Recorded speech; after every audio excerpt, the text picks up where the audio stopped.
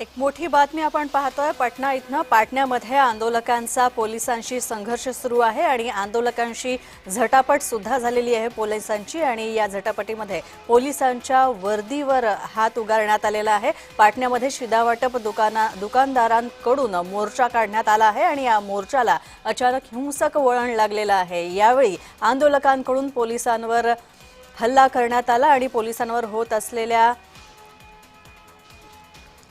पोलिसांवर दगडफेक सुद्धा करण्यात आल्याचा प्रयत्न झालेला आहे आणि त्यामुळे पोलिसांनी आंदोलकांना प्रतिबंधित करण्यासाठी बळाचा वापर केलेला आहे। आपण पाहतोय पाटण्यातलं हे आंदोलन, पोलिसांवर हल्ला करण्याचा प्रयत्न काही आंदोलकांनी केलेला आहे। तर हे शिधावाटप दुकानदार होते आणि या दुकानदारांचं हे आंदोलन होतं।